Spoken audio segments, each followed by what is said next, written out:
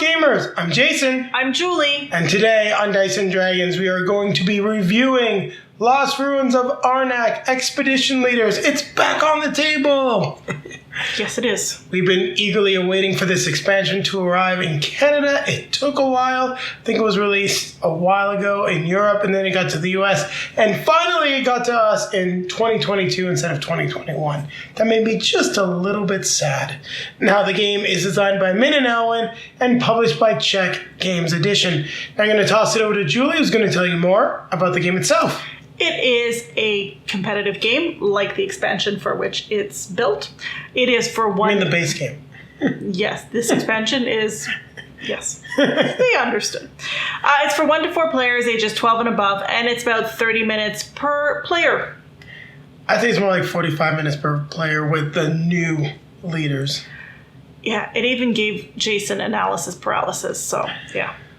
Building the engine, and the engine in this game, well, depending on the leader, is not as easy as you would think, especially when I was playing, especially when I'm going to be playing the Mystic. This guy was, I don't know, I haven't quite figured him out yet.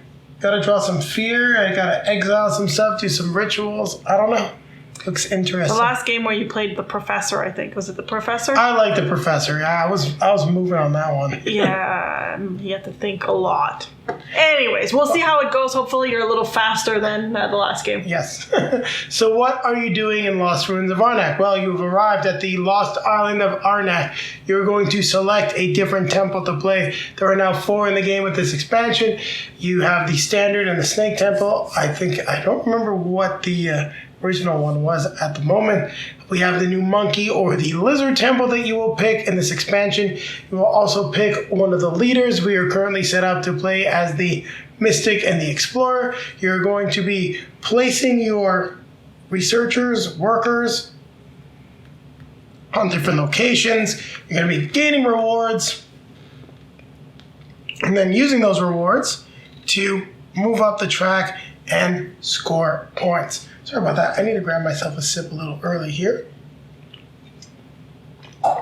And as you're discovering these different locations, you're going to be placing different sites that have much better rewards, but you will also need to face the terrible guardians of the Island of Arnak and defeat them in order to get points. You can also gain assistance that will give you some nice special abilities as well. And we're also using the new Red Moon Staff variant, whereas you move the staff across during the turns, you're going to be exiling different cards now, which will help you go through the deck, so you're going to be able to see more cards every game, and I think that's been pretty cool so far. Mm-hmm. Did I miss anything at all, Julie? I think you covered it. All right, and on that note, we are now going to grab our drink, grab our best friend, and we're going to take it to the table one more time. One more time. It's 1-1. Who's going to win this last game? Me. You? I'm calling it. Now I'm going to take a quick look at the components for Lost Ruins of Arnak Expedition Leaders. So here is the board that I don't have. This is the new temples. Yes, temples with a plural. So you do have a lizard temple and you do have a monkey temple. You also do have a new staff, which appears to be double-sided. Looks like this side is for the lizard temple, and maybe this side's for the snake temple. Not quite sure. Maybe it's just the snake temple, but we do have this cool new staff. Now take a look at what we have here. These are some reference sheets for each of the different expedition leaders that you can be. And you got some explanations as to the concepts, how to use them. They got a nice feel to them, but I probably will end up laminating them. Just for the sake of keeping things neat, I'm going to move them off camera. Here we have the Expedition Leaders Rulebook. So you get just a nice breakdown list of the components. Also talks about each expedition leader, just how you can choose the leaders, setting things up, and then you get a nice breakdown on each leader and a little bit how they work, so that you've got just a starting place for, making sure you do well on the game. So rules for the lizard temple, some of the new specific cards, and then the Red Moon Staff variant that you can use. So I guess it's not just for the Lizard Temple. So lots of cool new ways just to tweak Arnak and make it a a little different than what you've been playing. We've got this new gray meeple. Not sure exactly what he's going to be for. Here we've got some character specific tokens. Like we got the Falconeer here. This is to help you just randomly choose the expedition leaders. Not sure what this bag's for. I'm sure it'll make sense. We've got the camp tokens over here. So we're going to have day and night. So it'll be interesting to see how that comes into play. Few new allies you can get. So got some pretty cool abilities. 3 gold. Some of these guys you're going to want to get earlier rather than later, because you don't necessarily want lots of gold towards the end of the game, but it still counts for victory points. We have just a few new locations, not too many. 2 new level 1 locations. We've got some new level 2 locations. New level 3 locations here. Now we'll make sure to get these out when we do the review, so don't worry, we'll be able to talk a little bit about them. Same for them. We've got a whole new set of guardians that we'll be facing off against, and there's a lot of them, so that's definitely going to increase the variety. Now take a look at these just quickly. Is that each of the expedition leaders has their own custom player board. I'm just going to stack them on top of the rulebook for now, but I love the art. Really brings you into this world even more, and much like Clank did, but adding some actual characters, it just adds a little bit more flavor to the game. But if you don't want to be dealing with asymmetric powers, or you're trying to teach someone the game for the first time, it's nice that you can easily just exclude them and play the original game. I always like when expansions add a lot of variety, but you can choose. And this is the Mystic, so I'm not quite sure how his stuff works, but as you can see, his board's even longer than everyone else's. So we'll take a quick look at the new cards. We're not going to go through them all in detail how they work, but just want to showcase what we got. So new starting cards for the different expedition leaders, like how they're easily visible with their faces up in that right-hand corner. Then we have the new item cards and stuff that you can buy, stuff like the parachute, little monkey, goat, sieve, buy a relic with a discount, artifact with a discount. Pretty cool. Iron rations.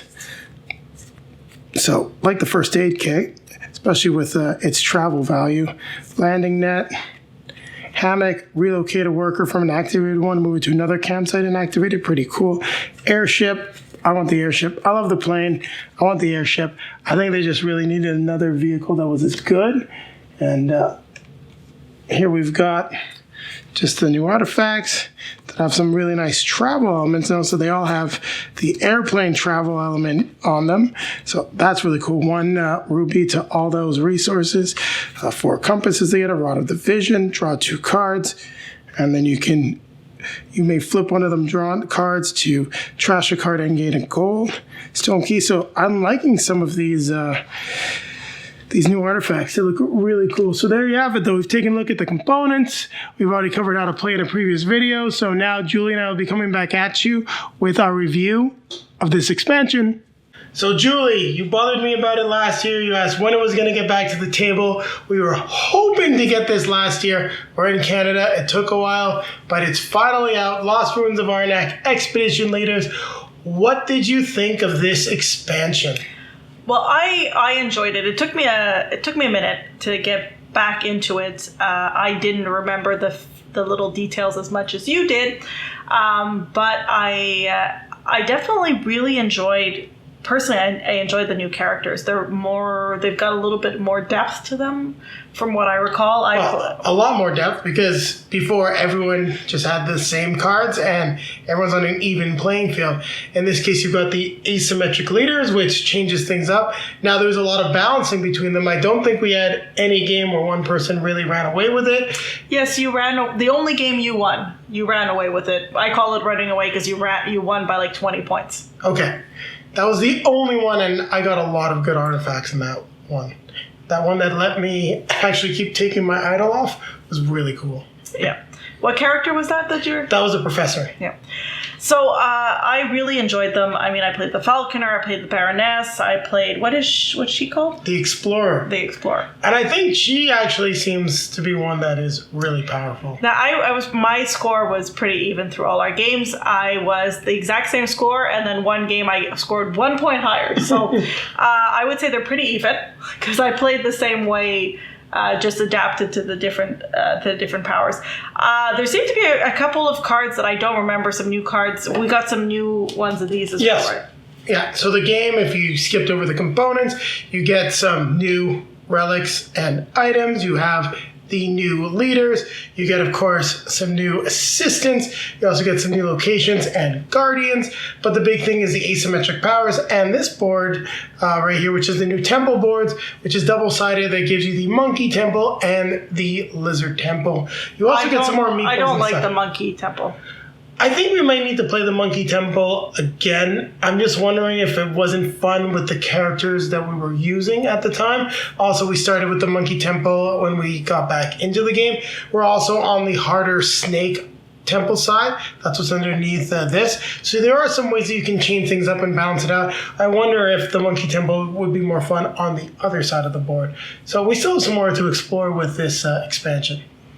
Yeah, but all that to say that I think this, I mean, to sum it up as neatly as I can, everything, all the additions are really cool. I mean, I didn't love the Monkey Temple as much, but I didn't dislike it. But I would say, I think if you enjoyed Arnak and you enjoyed playing it and you play it a lot, this is a must-have expansion, because it just makes it, it's just a little bit more complex, a little bit harder, adds a little bit of depth to the game that already was a lot of fun, and just gives you different scenarios, and well, not different scenarios, but different ways to play. So for me, this is a definite must-have in a collection.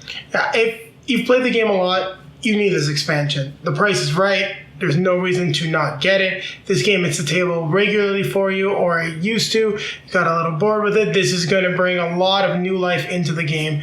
And the one thing that I really like about this is, even though you're mixing everything together, I dislike the fact that, like, the new cards and the new components, like, they're not labeled that they're from Expedition Leaders. That's actually not a big deal, because the new items and relics are just good, period. You're always going to want them in the game. They're not dependent on any of the new characters and things that are going to be added to the game. So if you would like to teach new players, you can still use your standard boards if you want to have, a very even experience.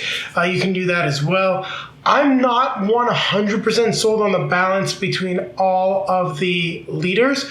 The last one I played was the Mystic, and I definitely had the most difficult time playing him in terms of just getting fear, exiling the fear, and performing the rituals. I think there was a few items and some stuff that I could have done that may have made this work a little bit easier. That being said, the difference was only about 8 points. So it's not like the character is lagging behind seriously. You also have an extra idle spot. So I think for some people, they may like them more. I actually thought that the captain, the easiest to play, may actually be a little bit on the weaker side. Having an extra character, well, an extra worker or explorer that you can place is really good. However, when you get some not so good turns, or you don't get some great locations that show up, it feels a lot less powerful than what some of the other players have.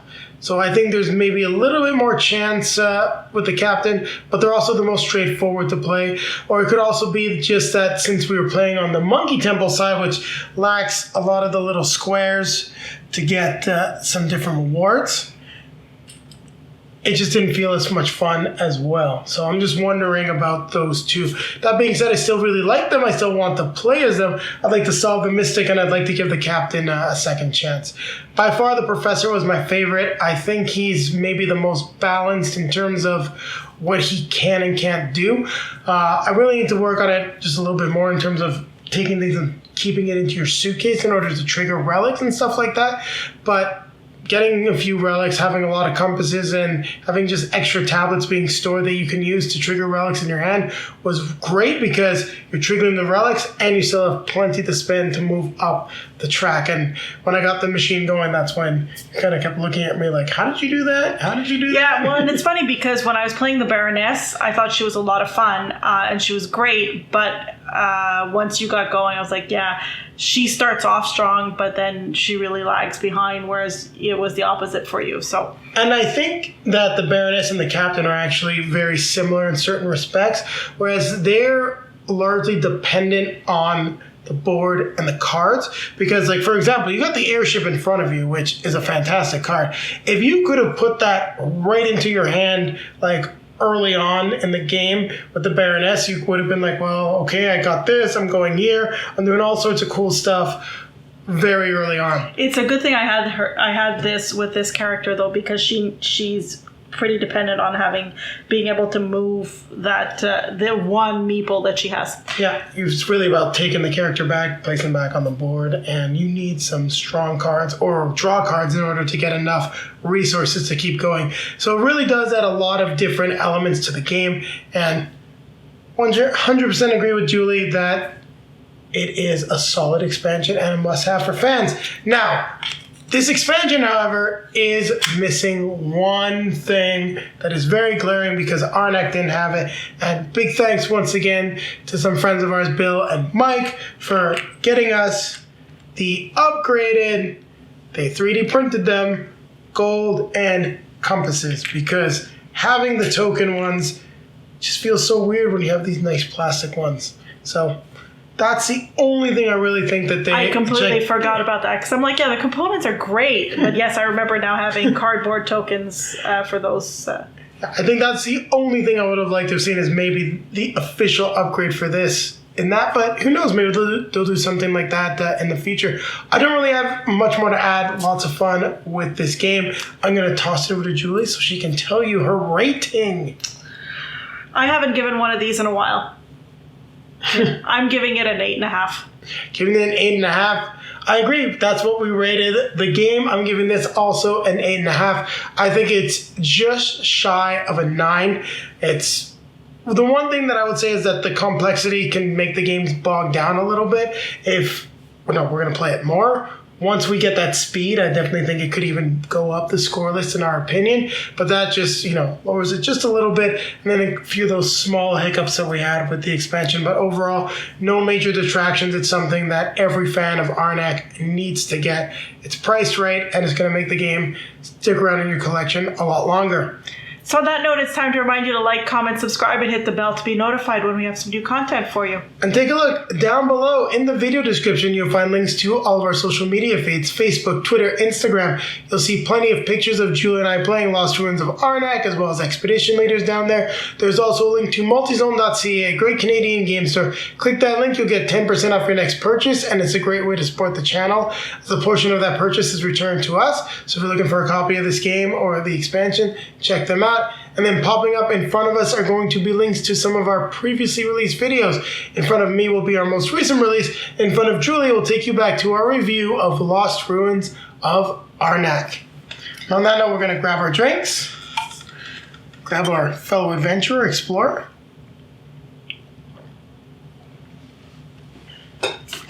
We're going to keep playing games.